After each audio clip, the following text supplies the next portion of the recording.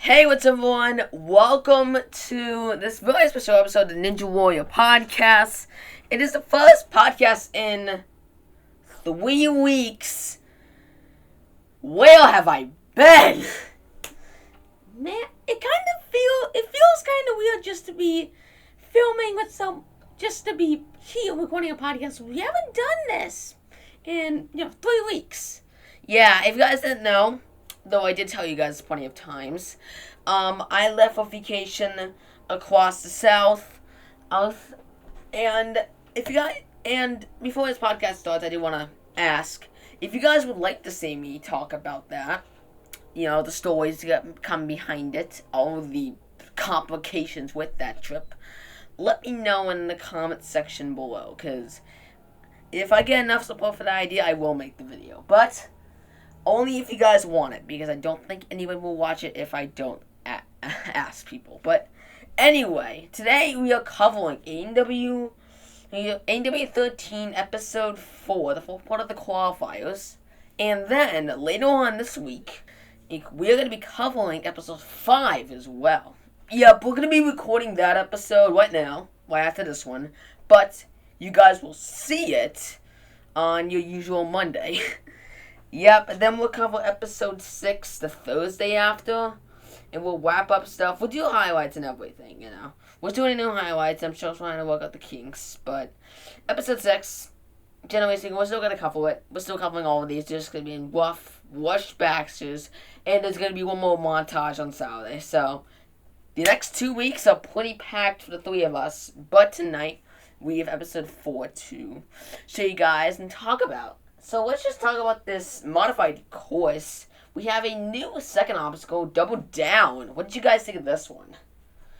I feel like it's too much of a whip-off to really be considered a new obstacle. Yeah, it's kind of like slowing down the Double Dipper, if that makes sense. Yeah, I get what you mean. The Double Dipper, it's a very fast-paced obstacle. It basically, if you were to move all the fast-paced parts of the Double Dipper, that would basically be this obstacle. Yeah, they also made it a lot easier than the Double Dipper, too.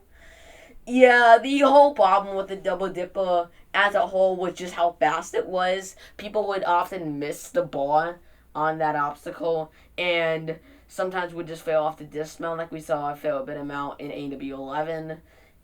And this inclusion of Double Down makes me think they might actually retire Double Dipper on stage 1, which would really suck. Yeah, because, by this point, it feels like it belongs there. It feels at home there. So if it's not there, that would be really sad. Yeah, but anyway, at split decision this time, we had 2 returning obstacles that we hadn't seen in quite a while. Yeah, in one position we had the log winner, returning from seasons 7 and 8. This obstacle was notorious for knocking out people like Lance Pecos and Casey Gonzalez. And honestly, I'm glad it's coming back. Yeah, its inclusion here, the fact that it hasn't been seen since season 8, shows that they are willing to bring back older obstacles. Oh yeah, for sure. Then we had Block 1 as the second obstacle, which barely anybody touched. Yeah, Block 1 was only touched by 5 people this entire episode. Yeah. Why is Block 1 so intimidating? Just because Nikolai Isaac was there? Maybe. I don't know, but anyway, apparently that's how it's being treated, and that's how, it was this episode. Yeah. Yeah, they made a big deal about it, too. And the funny part is that most people who did Block 1 actually failed it, so it's actually kind of funny. Yeah. But anyway, the other obstacles included the returning obstacles, Air Surfer and Pretzel Twist, both returning from last episode. And of course, they go on, well, stay the same. Yeah, so let's get into the one. Starting with Stephen Edwards, who ended up falling on the third obstacle, the log winner, the first victim of that part of split decision. Honestly, I'm not surprised. Yeah, he's the type of person you'd expect to just fall really early, but I think they were trying to show how intimidating log winner is, despite the fact it was chosen by basically everyone. Yeah, if you want to put it that way, basically. But anyway, after him, we had Abby Herman. She had a story about I'll bond with Taylor Johnson now, ninja competitor, who also is competing tonight. Right. She ended up falling on plus, which was a very impressive one. She did end up making it to the top 5, so she is moving on. And then we had Zach Etchenstein in a fast forward segment. Yes, he ended up falling on log one. And then we had Jesse Owenshine, who fell on double down. But he had a kind of a special fail, as dismounting an obstacle, he actually did a flip off it. He lost his grip on the first one, and he just did a giant flip, which was kind of cool to see. And Aqua kind of highlighted a little more than he needed to. But, yeah, he did it. And then we finally had Melissa St. Ville, who is a boxer. Now, one of the funniest things they did with the segment was that they showed other boxers who had competed on Ninja before. In addition to saying the NW6 was NW5, like idiots, they ended up saying that every single boxer woman had fallen on the very first obstacle. And you think, oh, she's going to get to the second? Nope, she still fell on the first. You gotta ask, like, what is even the point of that, man? I mean, not only the segment and not really meaning anything in the grand scheme of things other than just to laugh at her. Why would you even bother showing her one, period? Yeah, this seems like the type of one they would just, like, cut from the broadcast. Always fast forward or something. This seems like a really big waste of time just to show out of nowhere.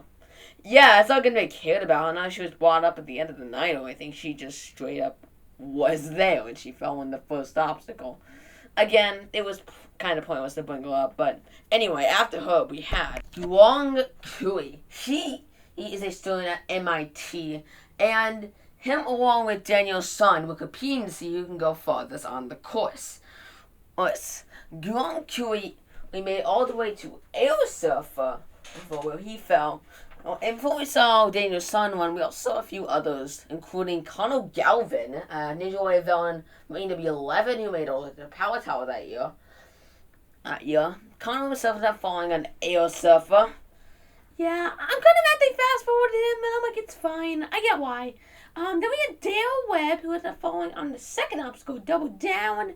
Then we had Rachel Dutchy, who made it very far among the women, and she made it all the way to the fifth obstacle, pretzel Swiss, and did it moving on. And then we had Daniel Sun himself, who ended up falling on the second obstacle, double down. So yeah, he didn't do all that well. All that hype for nothing. Finally, we have Jay Lewis, also known as Jay Lachey. And he ended up becoming the first finisher of the night. Very impressive one from Jay Lachey. And after him, we had Blake Filo in a fast forward segment. He is a friend of Jay Lachey.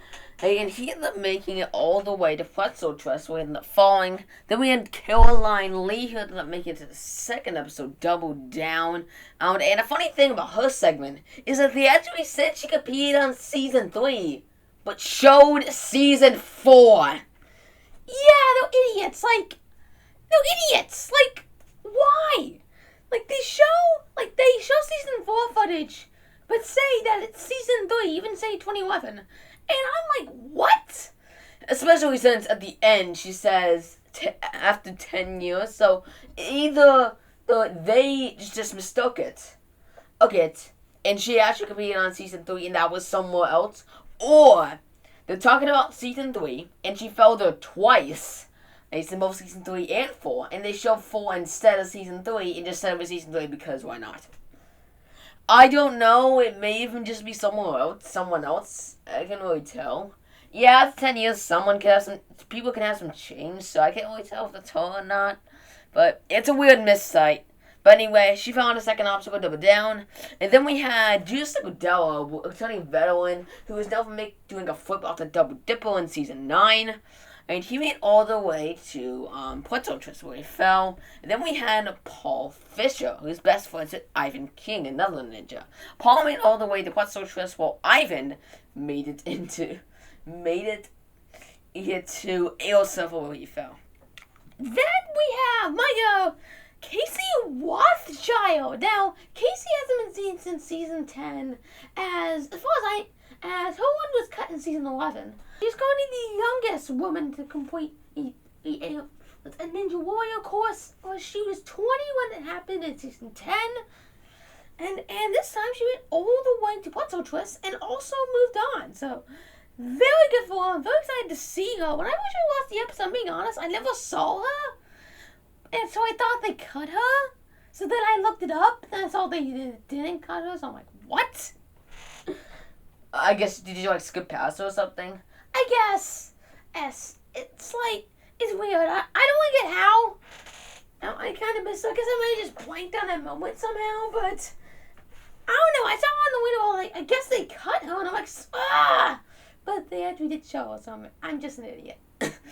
Alright, after her we had Stu and Melo in a fast-forward segment. Stu is a doctor who ended up falling on log runner. Then we had Nate Henson, a very outstanding competitor from season 12, who despite being only 5 feet tall, completed the course. He had a segment about him bonding with this 11-year-old named Aiden, who's also a ninja, I guess. Nate himself ended up completing the course once again, so that's 2 years in a row, very impressive.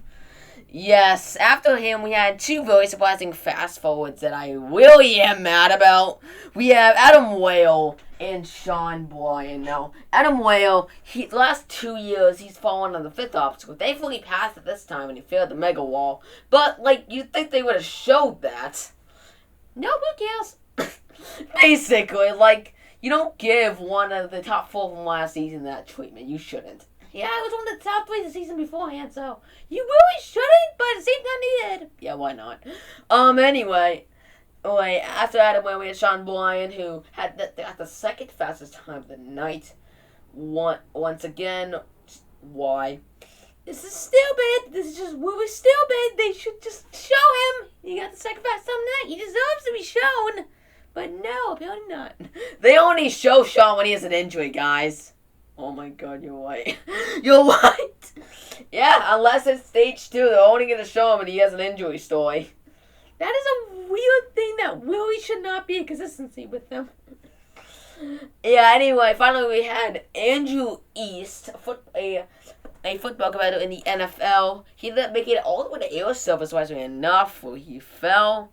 And something peculiar about his one is that they had his wife, I forgot her name, but she ended up being up there with Matt Alkbell, actually commentating the one. And I get why to a degree, but just why? I mean, you'd think they'd be learning something football related, but no. What was actually airing the week after was the Stanley Cup, which is hockey. So why? Yeah, it's weird. And also, that's another thing we gotta talk about, but I think we'll save that for next episode.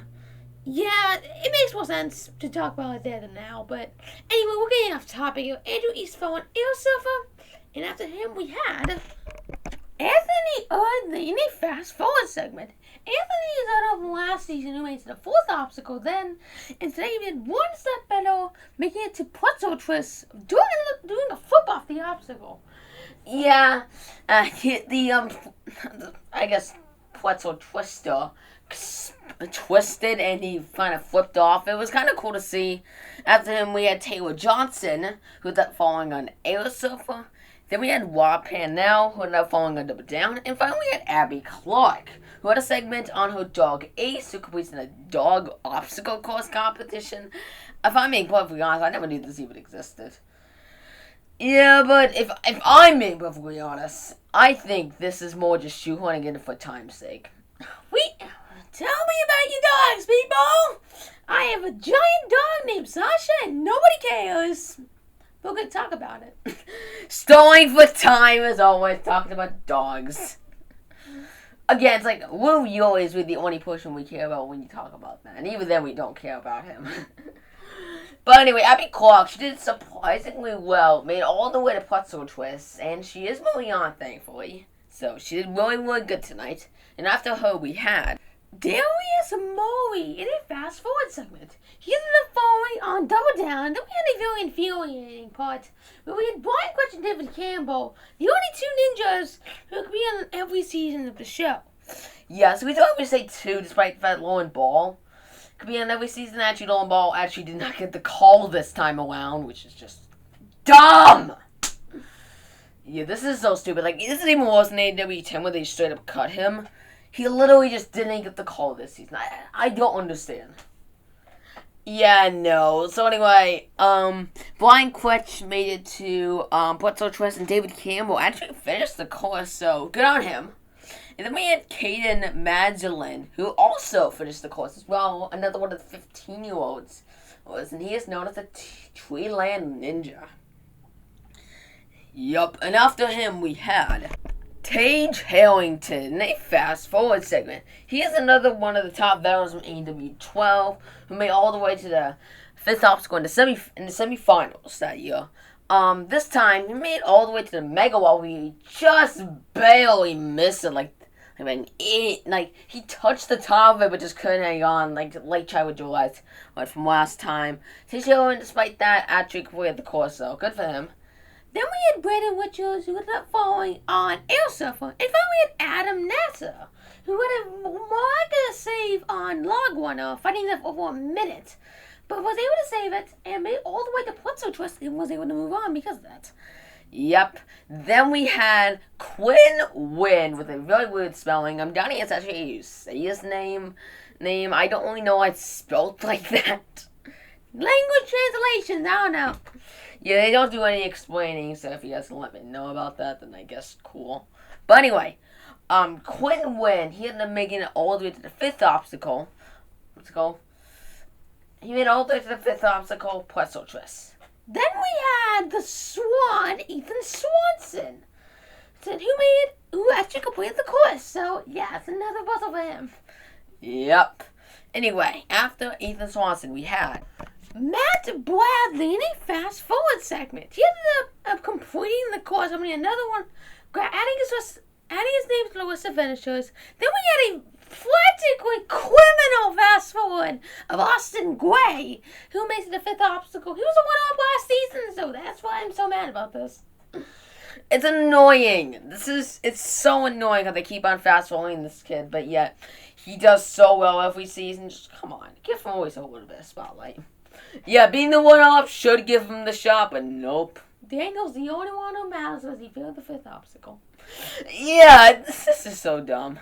Anyway, after him we had Alyssa Beard, who made the Bledsoe Twist, and unfortunately this was not enough for her to move on. She made it to the fifth place on the leaderboard, but the next one after that, Megan Moran, who became the first woman to complete the course entirely, ended up knocking her out. Unfortunately, I'd say she deserves to move on, but she did not make the top 30, so she did not end up moving on anyway. Very sad. And after that, we had one more final round fast forward for Yen, including Chad Fuxington, who also made it the fifth obstacle. Luke Dillon, who also made it to the fifth obstacle. And finally, we had Jonah Mozoon, who made it all the way to the buzzer. Yeah, but then we had the fun-loving Jake Murray, who ended up winning the course as well. He had a story only about him and Ethan Swanson having a competition who can get the fastest time. Jake Murray was able to win that instantly as he was able to beat Ethan Swanson and Sean Bryan for the fastest time. And yeah, he got the fastest time of the night. And with that concludes this episode of AEW 13 for the most part. Yeah, we still have the cut ones to discuss, so we still want them into the top 30. So, let's talk about them. Yes, and the top cut ones was today are Davin Alexander, the chess ninja from season 2 of AEW Junior. We had Mike White, who was the Speedo ninja. John Uga, Alex Bagoli, Logan Quegolo, and Luciano Acuna Jr. All of them fell on Bledsoe Twist, and yeah. That is all the cut ones for this episode, and that's all the ones for this episode in general. We have to cover. So, what you guys think? I'd say last episode was way the frick better. Yeah, this episode, I will admit, was kind of boring. I see your point, but, it was just another episode. It kind of just, yeah. Yeah, again, all of these episodes, they kind of just went in your mind. The qualifiers, nothing really happens, unfortunately. Yeah.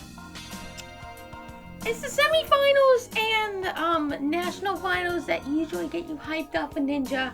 Qualifiers, they usually don't do it for you. Like, you see some amazing ones, like Vance Walker's ones, for example. Just, as an example, but many of the good ones are saved for the semifinals and the, many of the good better ones are saved for the semifinals and the,